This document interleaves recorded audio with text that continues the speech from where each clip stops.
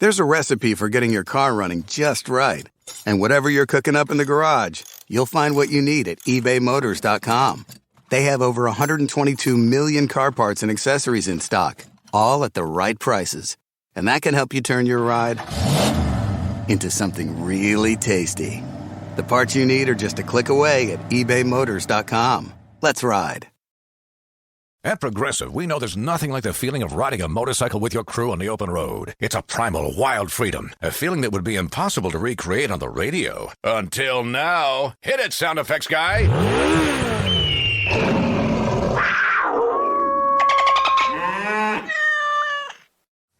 No. We really lost our stride at the end there. Get 24/7 roadside assistance with Progressive, America's #1 motorcycle insurer. Progressive Casualty Insurance Company and Affiliates. Roadside assistance subject to policy terms and limits and may require comprehensive coverage.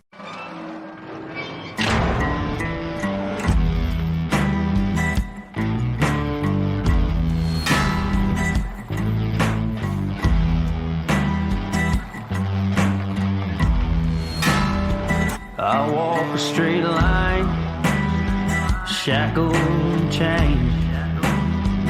Oh, gruesome Gertie is calling my name. There is no mercy in this penitentiary. Just ask the Hillstring Gang or Angola 3. I'm here for life, I'm here to die. Inside these walls, inside the wire. And when the wolf cries, I know it's over. Oh, bloody Angola. Oh, bloody Angola.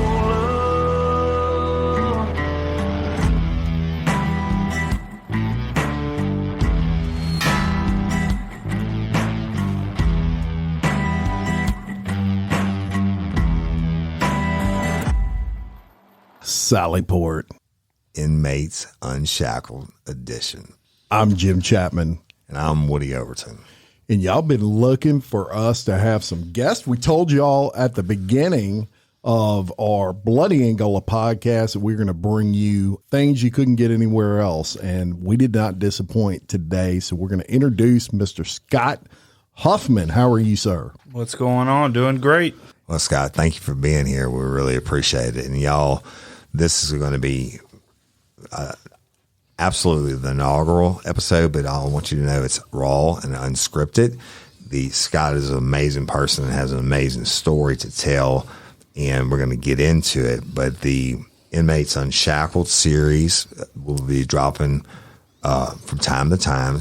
A couple times a month under Bloody Angola Sally Port.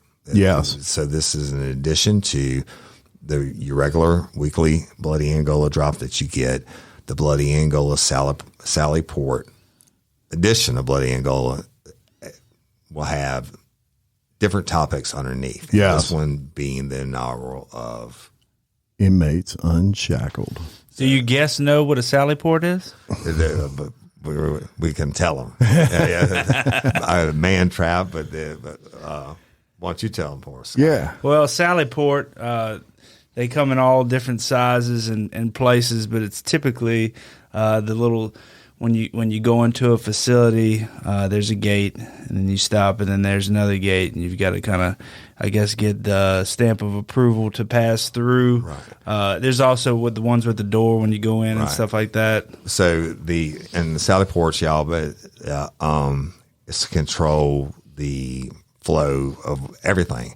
So you open one gate, inmates or COs or whoever goes through, the gate shuts behind them, and then they're either searched or pat for whatever. If you're a CO going, then they might search your lunchbox and pat you down to stop contraband, or then once you're clear, they open the interior gate. So it's a point of control of access, basically for anything. It could be from a bullpen to a Sally Port outside where vehicles come through with a gun tower over the top. That's right. And you may be wondering, well, how would Scott know about a Sally Port? So Yes, this is you'll he's love seen a this story. few Sally Ports in his time, and he has what I would consider, and I know Woody agrees, an amazing story of Fascinating. Yeah. So Scott, we've kind of set you up here, teed you up, and just tell everybody, the listeners, a little about you and Who you are, where you're from. and your experience with Sally Ports. Yeah.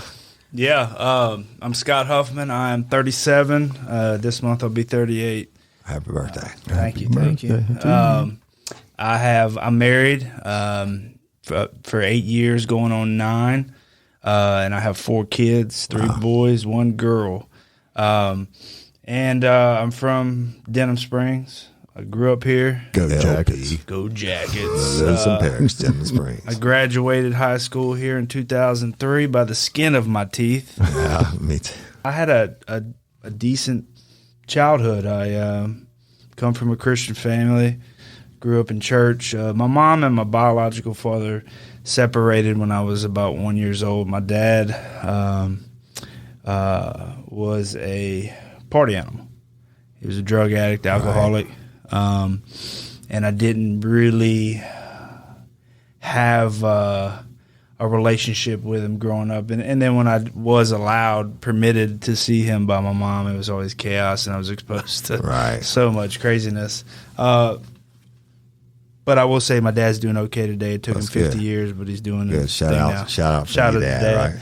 But no, I my mom and my stepdad, Mike came into my life when I was 6, and he was in Desert Storm, and he, you know how he won me over, which was really a twofold trick for him.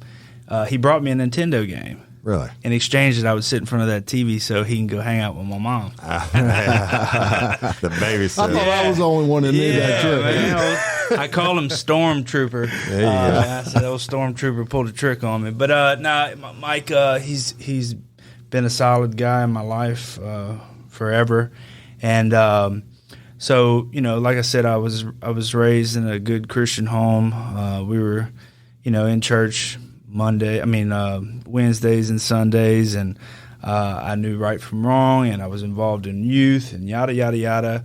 But I was a chubby kid, and as a result, there was a lot of insecurities, and I acted out, and I had ADHD, and so school Probably before they even diagnosed it. I was just thinking that. 'Cause I had the same shit. Yeah, well, teachers at the time didn't have as much information, Right. and this is why I'm such an advocate for my kids, without going into a whole bunch of detail. Like, I had a lot of behavioral issues, Yeah, and it wasn't because I was a bad kid. Me too. I couldn't sit still. Right. I wanted attention. Right. I was class clown. Right. And teachers at the time didn't have as much information on ADHD. Mind you, I had just hit the beginning of the ADHD era with medicine, so they sent me to a doctor, and I was like a guinea pig. I've been on every ADHD medicine known to man, and they were trying them, see what worked for me. My issue was they didn't have the title ADHD. You were just a bad I was kid, just a wasn't you? Bad kid, I was yeah. the badass. Right. They're going to whip that ass. Listen to this.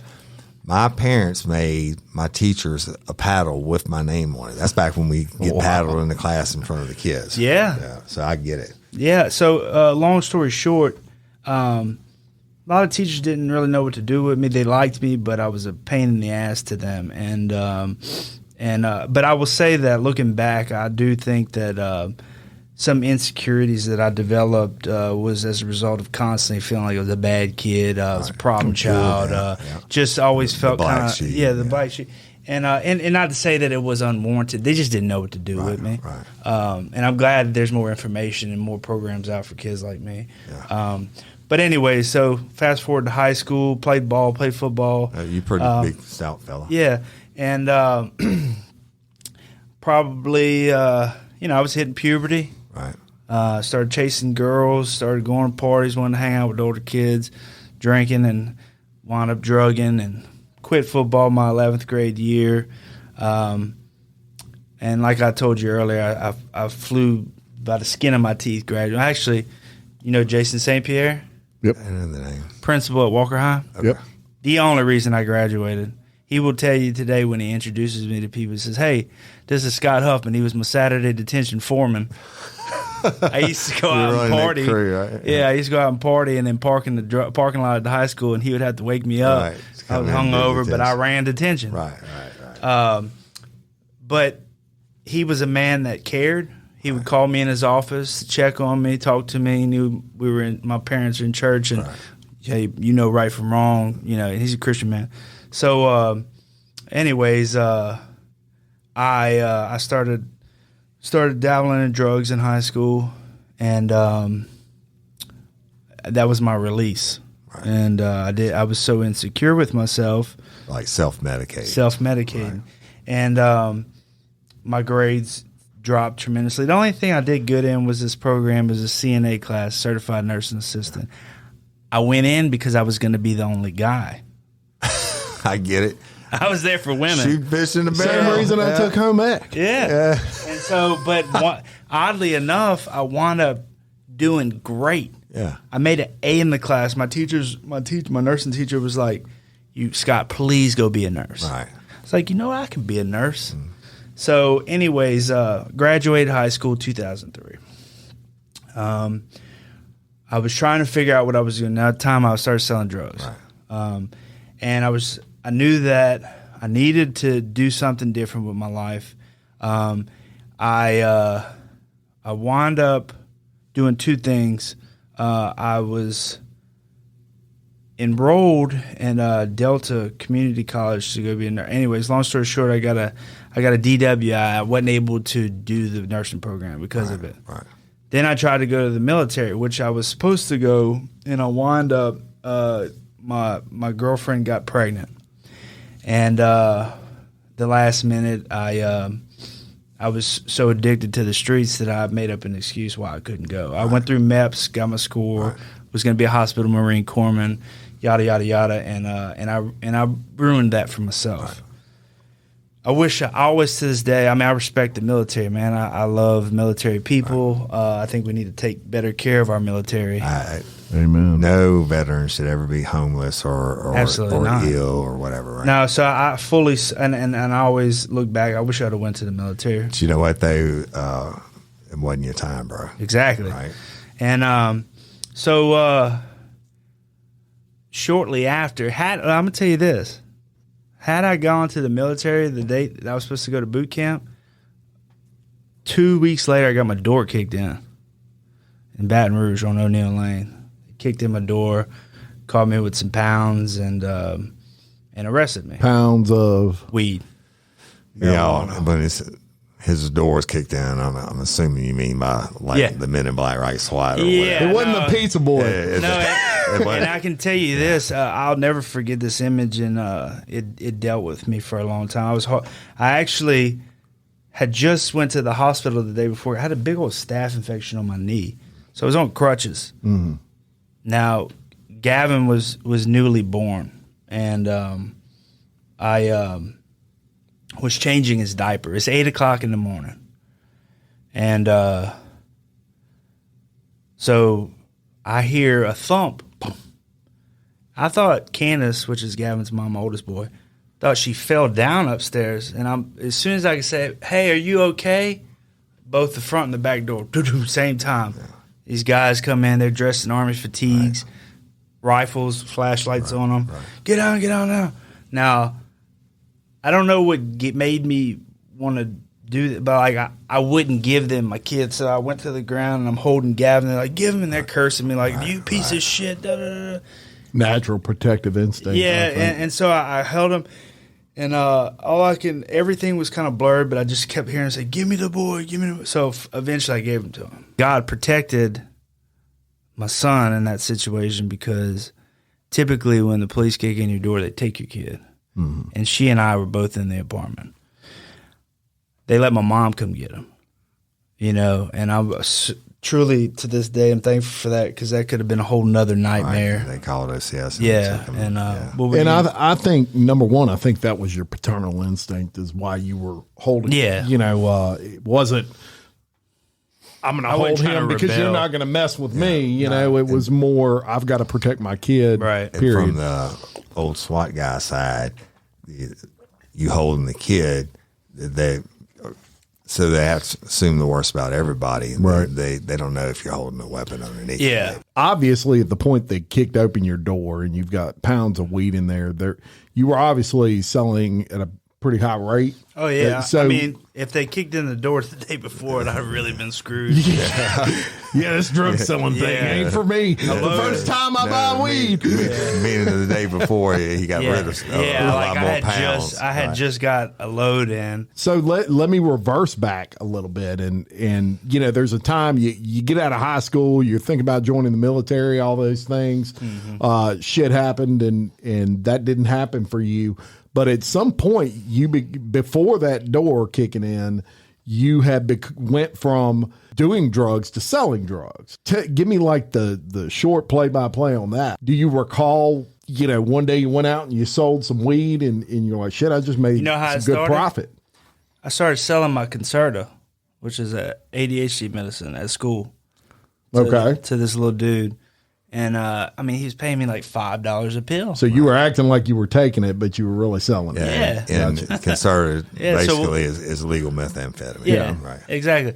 So what I would do is that, and I would only serve him once a week because I'd have to save up. So I'd put him in my pocket, go put him in a sock in my room so my mom didn't find him.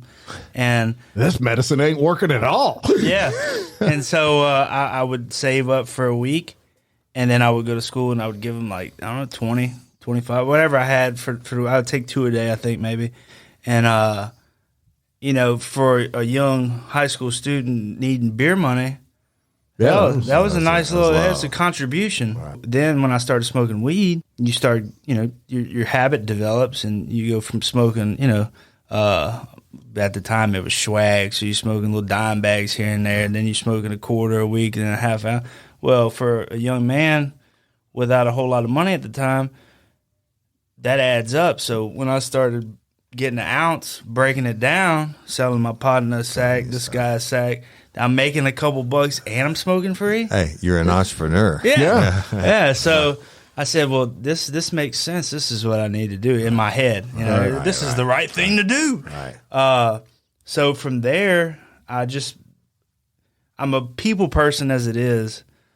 So whenever people started finding out that Scott can get weed, and I'm not going to jack them. Right. Unless you're a piece of crap. Right. But I'm not going to jack you for the most part. And affordable rates, I was a decent drug dealer. And so, you know, you get the word out. Anyways, people started calling me. Yeah. Well, then, remember I said I was insecure? The attention that selling drugs gives you is a whole different addiction. You know, the money, the power, that was also an addiction. You know, and people don't often talk about that, but people needed me. I liked the title, Right. and I liked the money, Right. and I liked doing drugs for free at the time. All that coupled, that's an addiction in and of itself. Not, you know, taking out the substance abuse component of it, the drug dealing. There's a reason why guys go to prison and come back and sell dope again at a large quantity. Right. Even though they got busted with 6 keys or however many, they go back to you like, why? They're addicted to They're the addicted attention. to the hustle. The mental power. There's a danger involved in it. There's money. There's being at the privilege of, you see guys that have businesses and you're like, they play golf or they go hunting for 6 months or whatever. Wow, I wish I could do that. Well, as a drug dealer, you can do that. There's you don't have a certain time that you got to wake up and be at work. Right. Unless you're the guy that's breaking it down in nickel and dime, and then you got to be, you know, on the block. But other than that, if you're bringing in weight, you move. People move when you tell them. Right. Hey, it's in. Come get it. You know, and so that's a pleasurable lifestyle, and so I got addicted to that. And without going into a whole bunch of detail, like you know, after my door got kicked in, a normal person, whatever the definition of normal would say, I'm hanging it up here. This is it. I've learned my lesson. I didn't. I cranked it up 10 times, Right. and I got further into it. And This was after your door Yeah. got kicked in? Okay, Yeah. so your door got kicked in. You obviously took you to jail. Yeah, so You made bond. Made bond, and I wound up hiring old Frank Ferreira. That's my boy, Frank the Tank. I've known Frank for 20 plus years. Let me tell you something about Frank. Frank looked out for me, man. Yeah. He's a good dude. I'll ride with Frank till the wheels fall off. He took care of me in more ways than one. But so I went to court for probably like a year and a half on the distribution charge. Got probation. I still continued to do what I was doing, and it was that feeling that dude. You know, at the time, kind of the opioid epidemic was popping off, and pain pills and Xanax and stuff were kicking off, and I got into that too, in quantity, and there was a lot of money in it. And at the time, I didn't know about addiction though. I'm gonna tell you, the kids today have a little bit better. When we started using opiates, when I started using opiates, not only selling but using them, just because I had so many, I didn't know that you could get addicted. Mm-hmm. I didn't know that there was a withdrawal, a physical addiction. Addiction. So I was taking them here and there, and then I was taking them, on a regular basis, 1 or 2 a day, however many. And one day I didn't have them, but sick. I didn't know that I was dope sick. I just thought I was flu. Right. So man, I feel like shit. So I'm riding with my buddy. He says, and I'm telling him, man, I don't feel good. I was describing my symptoms. He's like, when's the last time you took a pill? And I said, yesterday. He's like, here, eat this. Tell me if you feel better. Yeah.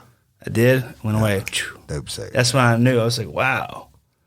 And the signal went off in your head at that point. But by that point, the opiate had already grabbed me. Right. So you're going to get sick if you didn't take it. Yeah, so, what comes with that lifestyle is drugging and hustling and, money and all that stuff. And I got enamored with it. And it took control. Every bad decision that I made that, because I got the distribution charge. While on probation, I got, 2 more DWIs. I got a pistol charge. I got your life was just... Yeah, I was unmanageable. Yeah. Just making one bad decision after the next. And you know how people say, if I would have listened to my mom, if I would have listened to my mom, like almost literally every time I've ever been arrested, my mom is right before or up until that point trying to get me to slow down because she knew what was going on. She hated it. And I would always get arrested and go to jail. And the thing about the justice system is like, and this is a true, and I know that you know this, Woody, like if you've got money, you can buy your way out for so long, right? Even though I was on probation, I was always able to pay enough money to get my hold lifted. Right. Or if you've got charges in separate parishes, you can kind of work that system. And I did that until I couldn't do that no more. Yeah. So while I was on probation, I got the DWIs, I got a pistol charge, I got a 2nd-degree battery charge.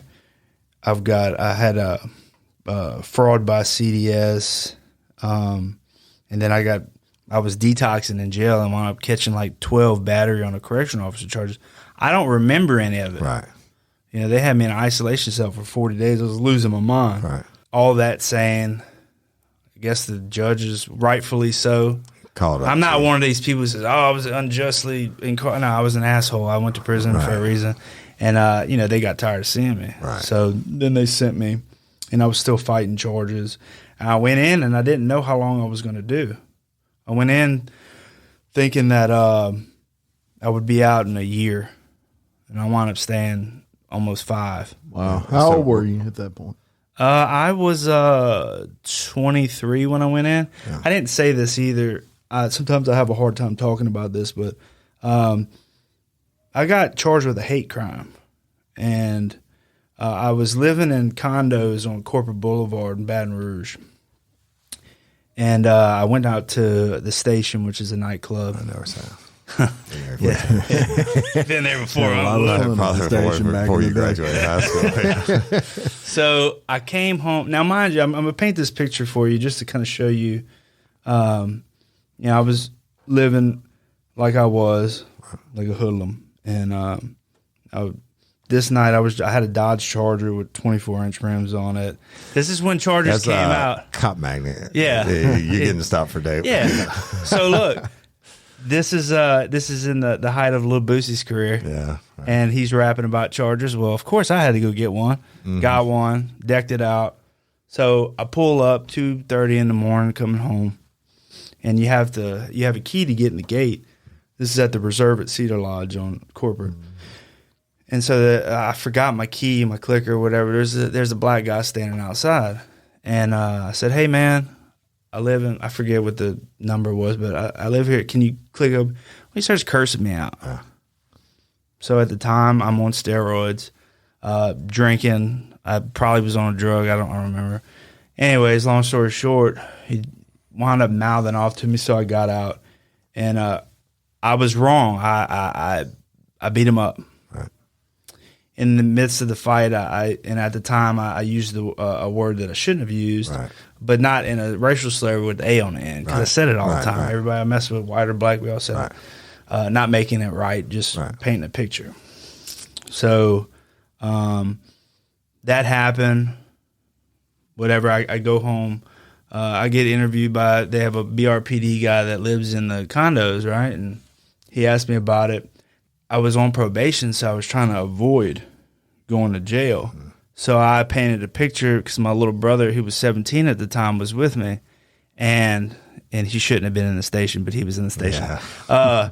He was with me, we came up with a story like, hey, you're 17, you're not going to get in trouble. Right. We'll say dude came at you, da-da-da. So I made up a lie. Right.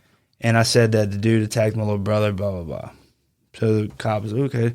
So a month later, I'm going about my business, doing my thing, and my mom calls because I had my probation in Livingston Parish. I didn't want them to know where I lived in Baton Rouge. Right.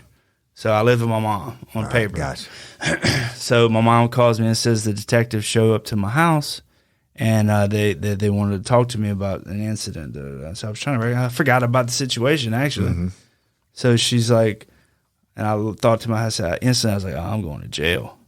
So I tell my mom, I said, Mom, if I come talk to them people, I'm going to jail.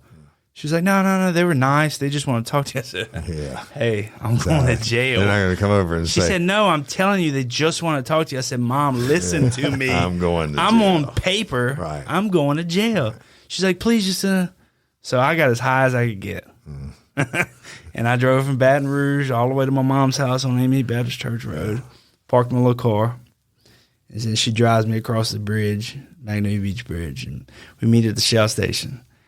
And they did exactly what I knew they would. They drew down on me, get out of the car. They had all in front of all in front of my mom. Right. So then I felt like an extra double piece of shit. Yeah. And anyway, so they bring me down. Now, this is where the story gets crazy. They brought me for questioning, and not one time the whole time did I ever think that I was going to be charged with a hate crime. Last thing in the world I would have imagined. And anybody who knew me at that time was like, what? Right. So they questioned me. I told them the story that I told y'all a while ago. So I come out that the day is on Prescott. So they bring me out. And there's news channels. I'm like, oh, my God. Now, at the time is when the little faux hawk style was in. I didn't have it done. I was in a wife beater. Right. Anyways. They played you like the area. Played me, right. So, not knowing context and whatever, you would see me. I had the little faux hawk, which looks like a mohawk, and the wife beater. So I did. It's still at this time because I was high too. It didn't all I got high. Right.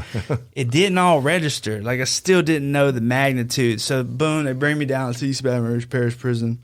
Now you know the dynamics there, the ratio, right? Like 90 to 10%. Yeah. The black and white ratio there is kind of offset. Yeah.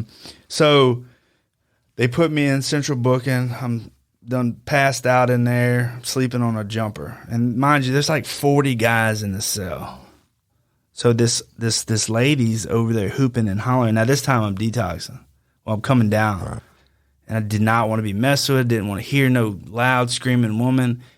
And I think I said, shut the fuck up. Or I said something to her. And she's like, oh, y'all gonna let the white boy with the hate crime talk to me like that? Oh, shit.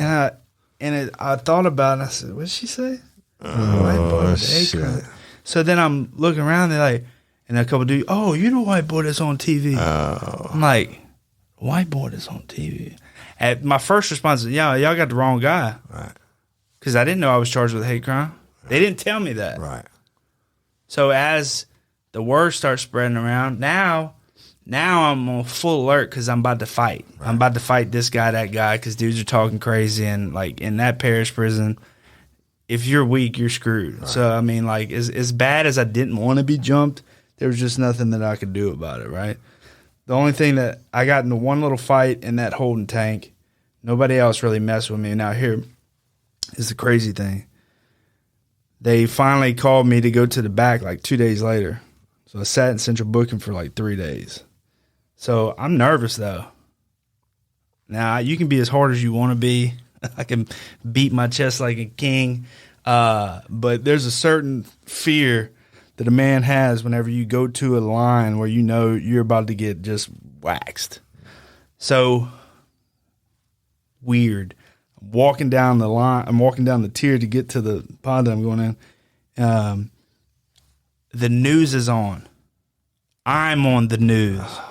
Everybody in the thing's looking at me. And I can just hear the conversation. That's the white boy. And I'm like, crap. So I can see you can see into I see guys putting stuff in the laundry sacks, socks swinging, rolling it up. And if for those of you who don't know what I'm talking about, like in prison, weapons, especially in the parish prison, you can put 3 or 4 bars of Bob Barker soap, which are like bricks, and you can really do some. I've seen some guys get tore up like that. Yeah. So I'm just in my head like planning my death, like, dude, they're gonna kill me. But I also, this may sound stupid, but like I was of the mind, like, you can't check out. Like, don't check off the line, because then you're really screwed. Right. Then the word gets around, oh, you're a pussy. Right. You're a bitch. You're weak. Yeah, you're weak. So anyways, I wound up going in. The first thing that I did, I just dropped my back because dudes started coming around me. I said, y'all are going to listen to my side of the story. I said that what they're saying on the news isn't right. So I started explaining, well, this is a God thing. So I heard somebody say my name. Say, Scott. And it was a familiar voice, but I couldn't see because my partner's really short. And they got all these guys sitting around. So then I see the head coming through the little crowd, and dudes start back. And I saw him like, he's like, man, it's Trail. So I look at him. This is a guy that I dealt with on the street. So, and he's like, man, that white boy's the truth. Anybody mess with him, you going to have to mess with me. Or I forget, he said something similar to that. Right.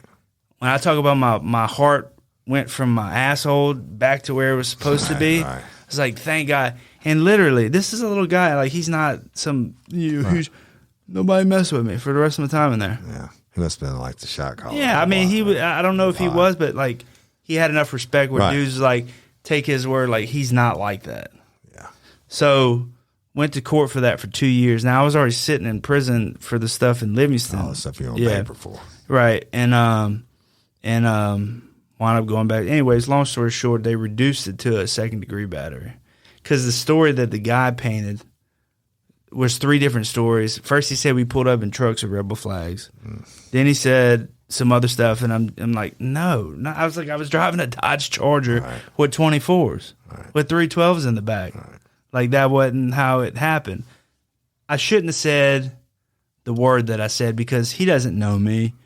He doesn't know how I'm living. Right. And to him, he was a Southern University law student. Right.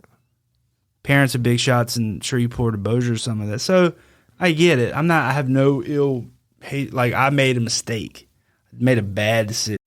So you're in the garage working on your car, and you need the valves you bought last week. You look in the cabinets and on the shelves. But the parts are never in the right place.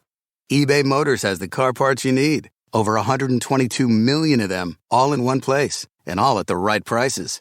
Find parts for everything from your classic coupe to your brand new truck at ebaymotors.com. Let's ride. DraftKings Sportsbook is officially live in Ohio. New customers, download the DraftKings Sportsbook app and use code DEFEND to get $200 in bonus bets instantly when you place a $5 bet on anything. That's code DEFEND, only at DraftKings Sportsbook. Gambling problem? Call 1-800-GAMBLER. 21 and over and physically present in Ohio. Valid one offer per first-time depositors who have not already redeemed $200 in free bets via pre-launch offer. Minimum $5 deposit and wager. $200 issued as bonus bets. Eligibility restrictions apply. See dnkg.co/OH for terms. And I reaped the consequences for it. They wanted to give me 30 years. Whoa. That was a tough pill to swallow because that's originally what I thought I was going into. And I was trying to figure out how in the hell am I about to do 30 years in prison. That's why I feel so bad for the guys that I have come on my podcast because take Sherm, for example, 20 years for marijuana. Yeah. It's a long stint. You know, and so it'll be legal everywhere in 5 years anyway. I know, but anyway, so that's the so. While I was in prison, though, I wound up going to. I wound up getting into a fight at. Which prison did you go to? Well, I was up first. It was Livingston, Baton Rouge, Catahoula, Rivers, which is Concordia. When I was in Concordia on Christmas Day in like 2009 or 2010, a dude, I wound up getting into an I let a guy borrow my cell phone, and he didn't want to give it back. Well, that's automatic grounds for getting your ass whooped. So you had a cell phone in prison? Yeah. Yeah. I had one for like a whole year. Yeah, it doesn't happen. Yeah. I mean, and just me being honest, oftentimes the people who are incarcerated get the burn end of the stick whenever they find a bunch of phones. But there's only one way to get them in. Yeah, the CO's bring it. Well, you're paying a guy $9 an hour and you offer him $150 to bring 10 phones in. What you think he's going to do? Exactly. All day long. So anyways, yeah, I had a phone for a while, and, you know, I was cautious with it, and I was one of maybe 3 white guys in a 90-man dorm. So I often, to keep from getting ratted on, would let people use my phone. I was generous with it. Right. Well, I've been living in this dorm with this guy for a year. And he come and asked me, hey, man, I want to call my kids, man. You mind if I borrow the phone? I said, here. I didn't even think twice. Here. Let him use it for 45 minutes. Yeah. I go to get it back. He said, man, go get you something to work with. Now, this is the weekend holiday. All of our knives are buried on the yard. Right. I have nothing. Right. Nothing but my hand. So I went and got the damn broomstick that, you know, the ones you spin off from the push broom. Yeah. Got that. He's got a damn sword, though. And he's got it wrapped in a towel around his arm like Wolverine. Right. So you're going to drop it. It was a sharpened down mop ring. Yeah. So all I could think of is this guy sticking this thing in me. And like I said earlier, you can't back down because your life is miserable after that. I had a lot more years left. And everybody's watching. The whole dorm was watching. We sat there for an hour talking shit on the back. They called it I-10. It was just the back aisle. And so... And I kept telling him, I said, listen, you got a knife. You come at me. I said, but if you do, I'm going upside your head. And I was going to try to kill him. Right. But I mean, he had a knife. So anyways, nothing happened then. So I said, but he and I can't live together anymore. I'm not going and checking out. Yeah, shit, you want to go to sleep. But so they called for chow an hour later. So I said, I'm planning my attack.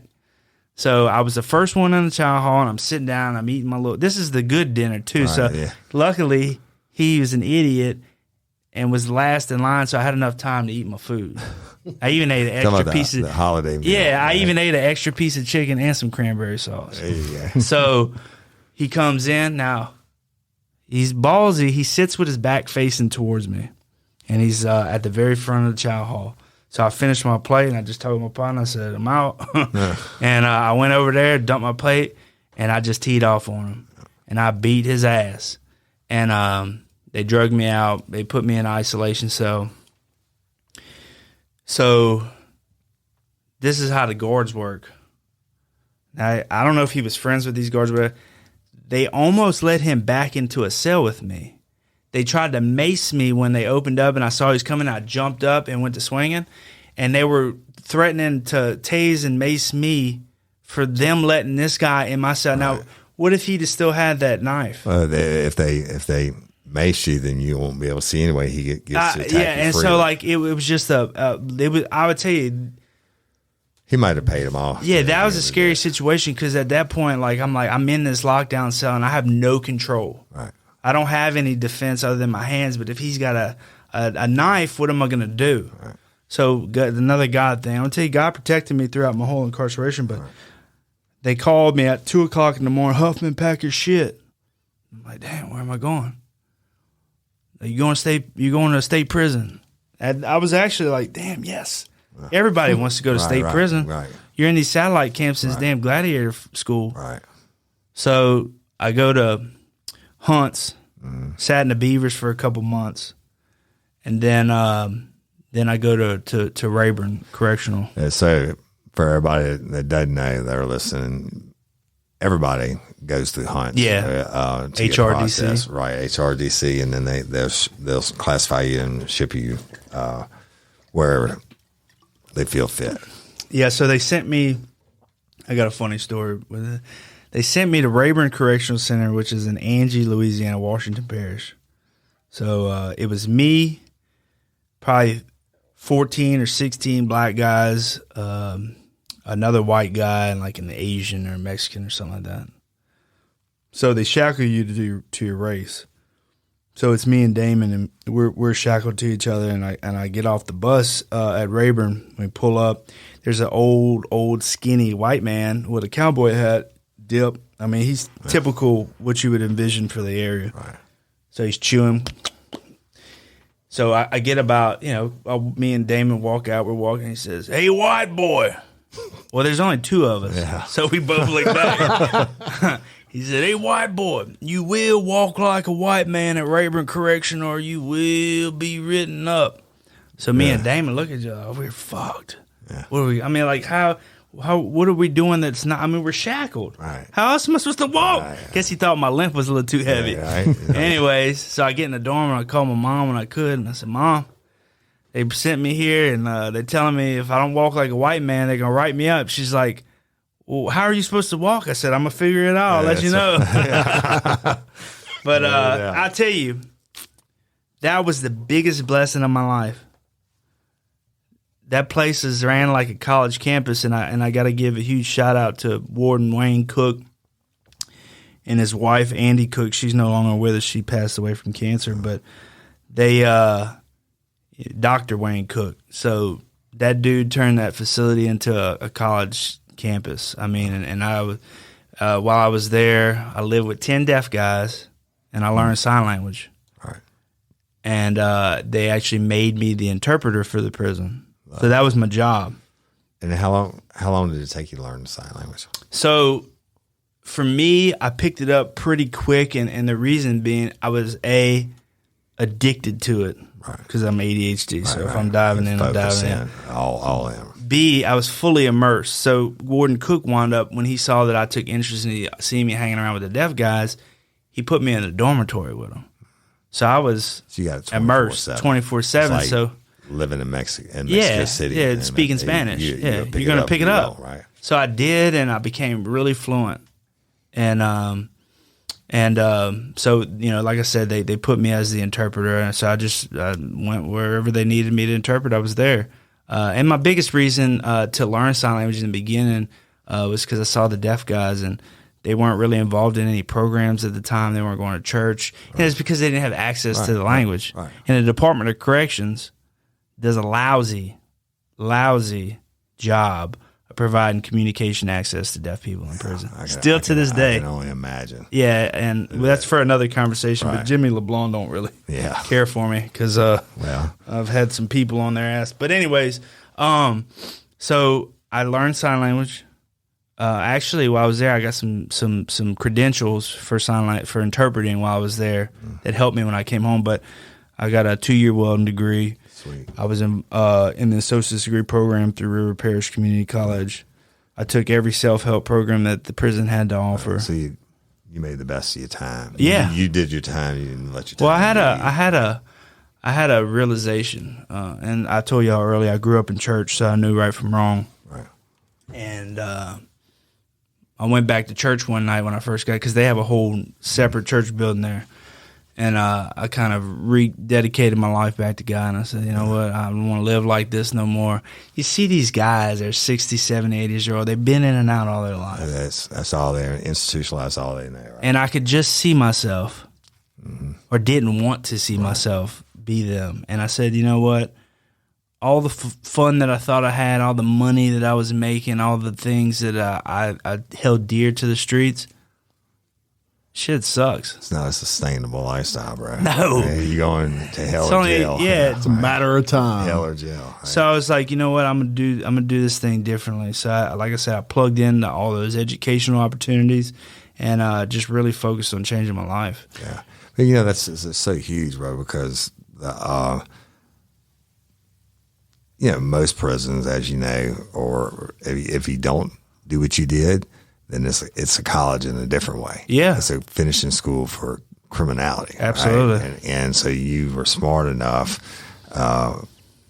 and you did your time, and you made the most of it. That's love. That's why these programs, you'll hear people a lot of times say, well, you can go get a degree for free in prison, or you can do this or that in prison. And yes, they do have opportunity there, but this is why, folks. Okay. And I'm going to use Scott as a example of this. Let's say hypothetically he didn't pick up sign language. He did not get his welding certification, all these sort of things. When he got out, okay, because he wasn't in there for life. He knew that. He was in there a long time, but not for life. When he got out, there's only one way he knew to really make money. Right. And that was the hustle, right? And selling dope and things like that. Because he had this education behind him, at least he had a shot of something he was good at and he could apply. And that's why I feel like programs in prison are important. Even if you're a lifer, it gives you some sort of hope. Hope. That's exactly what I was waiting to say. Hope. And so it's love. Yeah, it really is. So what did you do, Scott, when you got back out? Okay, take me through that. You finally get released. Take me through that day. I got released early, and my out date was several years past what I was actually. So while I was in there was a law that changed that allowed violent offenders to get 365 days good time. Right. Prior to that, I didn't have an opportunity to get good time. And I imagine, you weren't getting rid up and shit when you were doing all this towards stuff. the end. No, I mean, you had some guards who despise people who were getting education, so they would build cases. They can't spell education. Write me up for having 2 razors, but they sell 2 razors on the store. Right. Too many pins. Like I said, Miss Andy and Mr. Wayne Cook, Dr. Wayne Cook, they did something great, man. I had participated in all these programs, and I had good time out the wazoo. I just couldn't get it. Well, I was completing a program that had 108 or 365 days on it. Miss Andy held off. I think she knew that the law was going to take effect. She held off on submitted it when that law changed. And so one day I'm just going about my business. Dr. Cook calls me in his office and he says, "Hey, you ready to go home?" I just laugh. Yeah. Yeah, nice. Thank you. Right. Yeah, absolutely. Can't wait. He's like, "Well, go ahead and call somebody." I said, "Well, what are you talking about?" He said, "You go home." He said, "Miss Andy submitted you good time. The law took effect." And, when you're in prison, you don't really get access to know when these laws have passed, retroactivity, all these things. So it happened, and he told me to make a phone call. And I started. I was going to say, I'm a grown man about to cry, right? No, I did. Thank you, Jesus. My little eyes started watering. Hey, so I called my grandpa, and we didn't tell my mom. We didn't tell anybody. And Gavin is 8 at this point. I called my grandpa, and he zoomed straight over. So we stopped. I had to stop and get food. What did you get? Albasha in Covington. Really? Yeah, so good. I ate a combo plate, dude. It was amazing. We need to do an episode just on that. What's the first thing you when you get out? Man, I was dreaming about that and fruit. Really? Dude, you get deprived of fruit for a couple of years, you want fruit. So, anyways, so we stopped at Albasha. Well, whenever my grandpa got there, and I got up front, and they were giving me all my discharge stuff, and I heard that, and that door, I smelled the air. Dude, I just started weeping like a baby, man. Yeah, I was like, there's shame in that. got my composure back. We hopped in the car, ate at Albasha, and then we headed to my mom's house in Watson, and knocked on that door, and just so happened she had Gavin at the house. Really? Yeah, and so she's boo-hooing. I was gonna say there's more tears. Gavin's in the back, and he doesn't know I'm there. Right. He don't know I'm coming home, and so he hears my mom, I guess, crying and commotion. He comes like, "Hey, can y'all keep it down out there?" So I'm standing at the corner of the hall, and he sees me, but it doesn't register. Right. So I see him go back in the room, and he runs back out. And it's like a little movie. If I'd had a camera, dude, we could have made $1 million off the scene. But he's running, jumps in my arm, we're crying like babies. That's love. So yeah, man, that's how I came home. That's amazing. The things, like you just said, the fruit, you wouldn't realize how much you miss fruit. How about the way a woman smells? How about Perfume. the first thing you said, free air. Yeah. Because I'm going to say something. Inside of prison, the air don't even taste the same. No, right? I don't, man. Stale, fluorescent lights. Whatever. I don't know how you could define it. Taking a shit with one leg out, one leg in. I did that for months and months. I even, for the first couple weeks, I was still showering with slippers on. Yeah. Yeah. So in case My mom was like, "You keep putting these wet sandals on my rug. Right. You can take a shower without sandals." Institutionalized. Yeah. Yeah, you ain't got to worry about louse or The whatever. biggest thing was Lice. like people coming up and touching me. Yeah. Because I'm doing like, you're ready. and then I started That's a having good point. to catch myself because you get to in prison. Everybody knows you don't go up behind people. But if you do, you're just Unsolicited prepared to be smoked in the mouth. But like I had to catch myself from acting like I'm stretching, Right. Right. And my wife learned the hard way one time on accident. Bless her little heart. She and Gavin thought it was a great idea to put boxing gloves on and come up behind me and hit me. I didn't know what was going on. There was no warning, and I just went back like a bull. Boom! And she went to flying. And I felt like, I was like, oh my God. I thought I freaking injured her. She was breathing. I said, come here, I'm sorry. I said, you can't ever come up behind me like that anymore, though. Right. Yeah, you were acclimated. Yeah. Yeah. Yeah. Wow. And so after that, after you get out and you've got all this sign language stuff, you are the sign language expert for a lot of governmental entities. And I came home and so in order to get certified as a sign language interpreter, you have to have a certain amount of college. So the college that I got in prison helped me to qualify to be able to take the certification test. But so I got certified as a sign language interpreter, and I worked as a freelance interpreter for 3 or 4 years. I was running my own, interpreting business for myself, contracting with different agencies, different contracts that I had. And then my friend Katrina, who owns Communications Consulting Group and Blue Bridge ASL Academy now, which is a daycare for kids birth to 5. They have deaf teachers and hearing teachers, and they bring all different students, teach them sign language too. So. Anyways, Katrina, I'm gonna charge you for that plug. So she approached me about running a contract for her. They had a FEMA contract after the flood in 2016, and she put me in charge of running 20 or 30 interpreters a day, scheduling, dealing with FEMA. So I did that for 2 years for them. And anyways, probably like 2017 midway, they offered me a staff position, and they made me the director of business development for it was a national interpreting agency. Yeah. So I did that all the way up until last year. And then, but I say all that to say the preparation that I got in prison with education, with the deaf guys, right, with the credentials I was able to take in there, all that coupled with determination and hope, like y'all talked about, because that's a big thing. You have to have hope that you can make it. And I was able to turn that situation around and be successful, Right. And I a year and a half ago, I left the interpreting field full time to pursue other things. I'm involved in, real estate now and investment properties, and I sell roofs. I still interpret a little bit.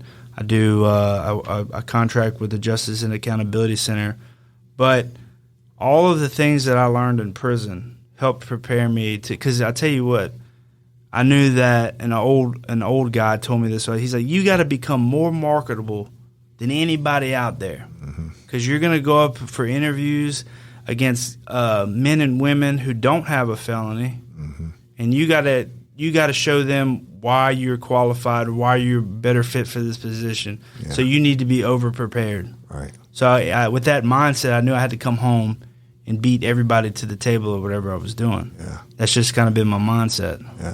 Yeah. But it's a fascinating story, right? But go back to when you were slinging and doing your thing.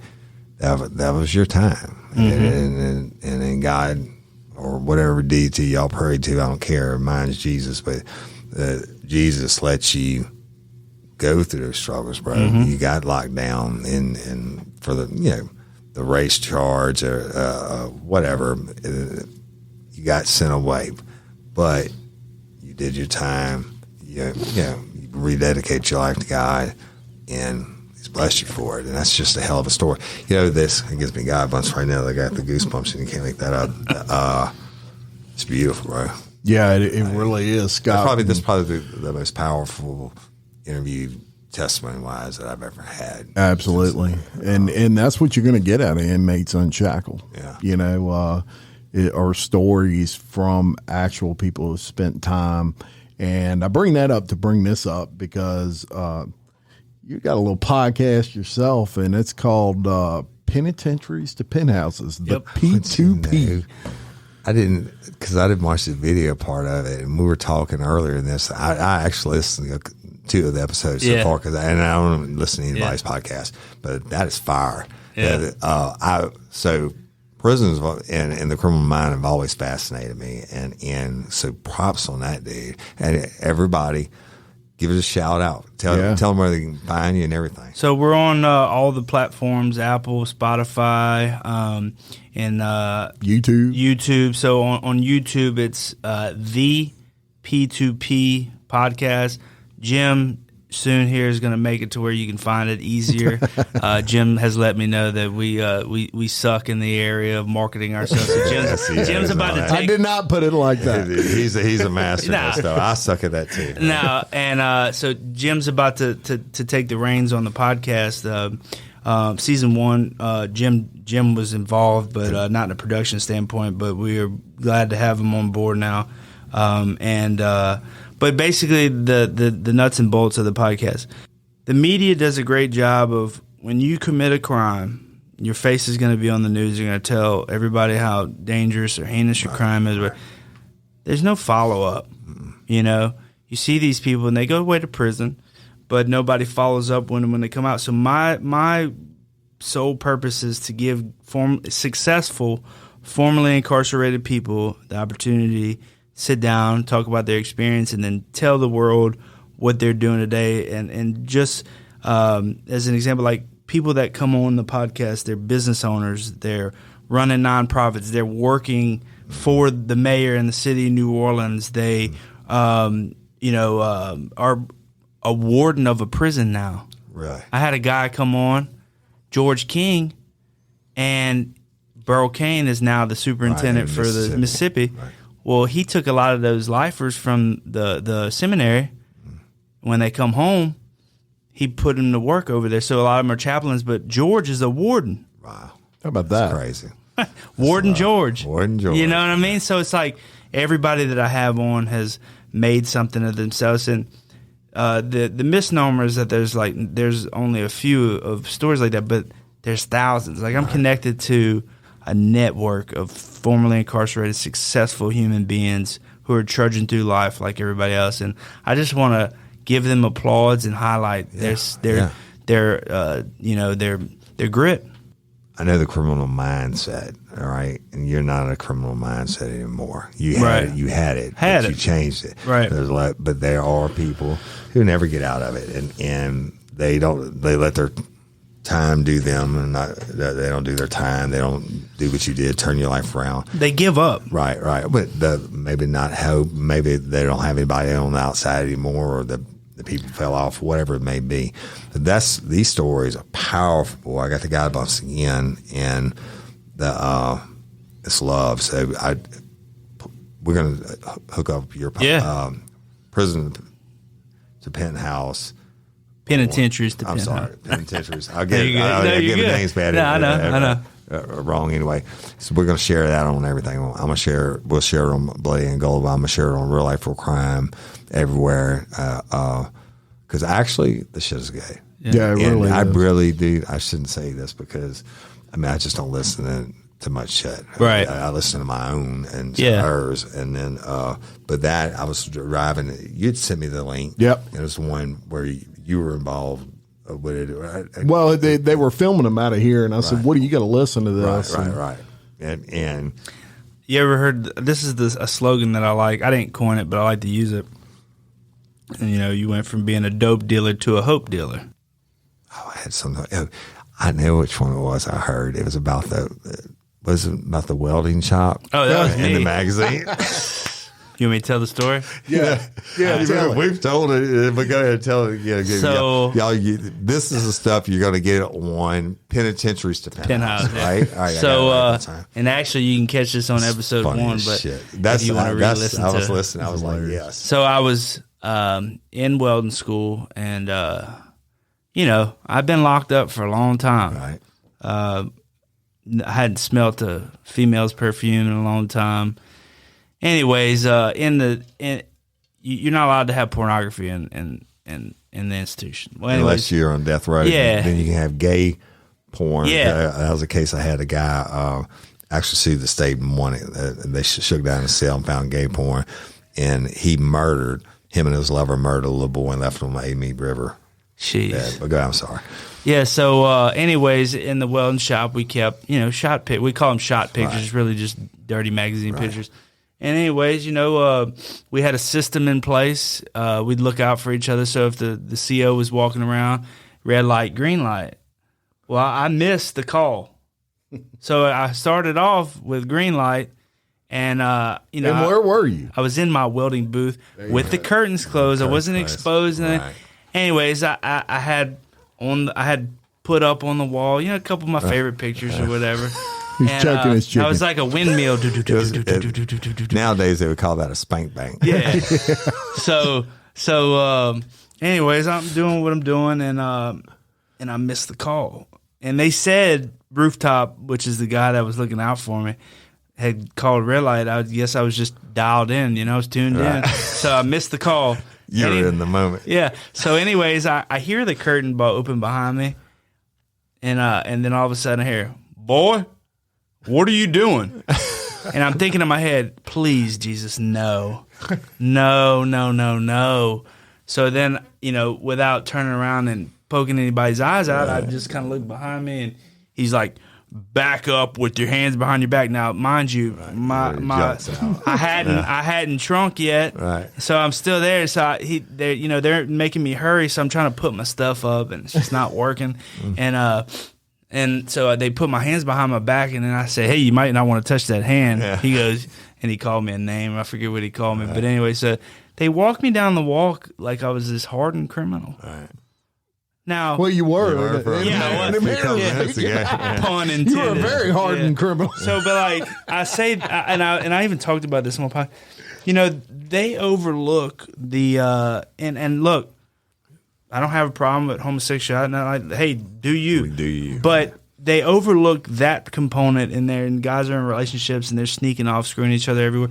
But a heterosexual male looking at a porno magazine inside of a welding booth. Everybody's got sex drive in them, right? Yeah. Whatever, how they Well, do you it. locked me up for 5 years. Right. And you're a young man. Yeah. Right? I'm strong like bull. Yeah.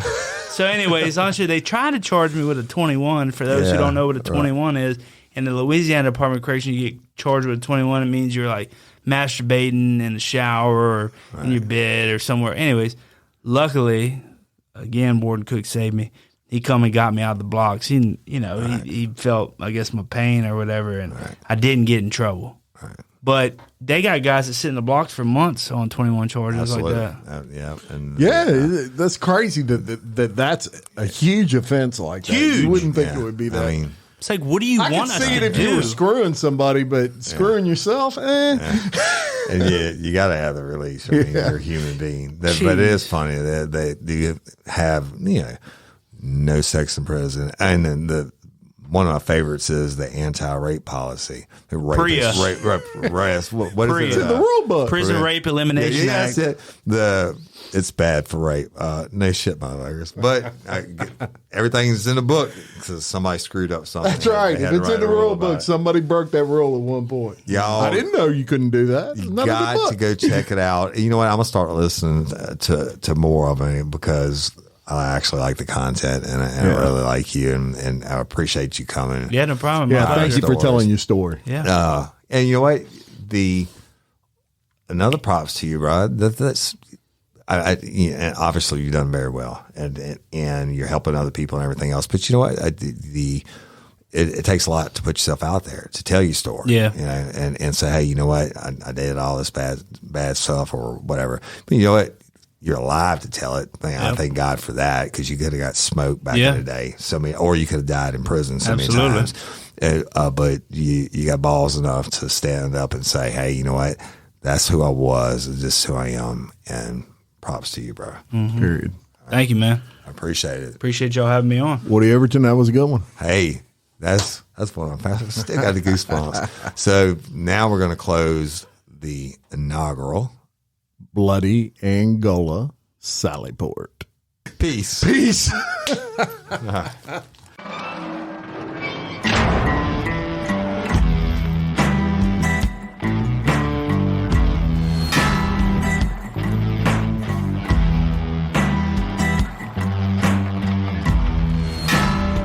I walk a straight line, shackled and chained.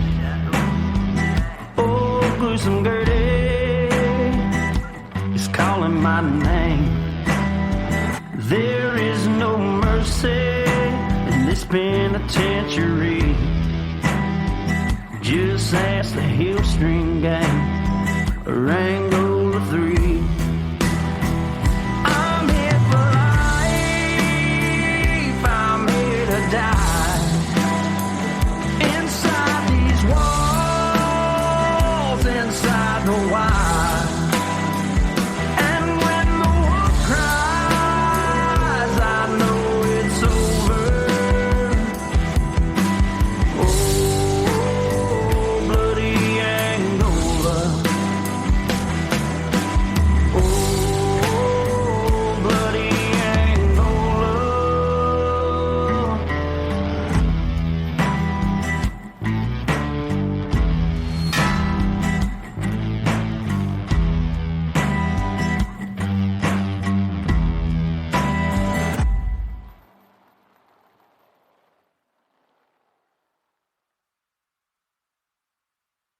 There's a recipe for getting your car running just right. And whatever you're cooking up in the garage, you'll find what you need at ebaymotors.com. They have over 122 million car parts and accessories in stock, all at the right prices. And that can help you turn your ride into something really tasty. The parts you need are just a click away at ebaymotors.com. Let's ride.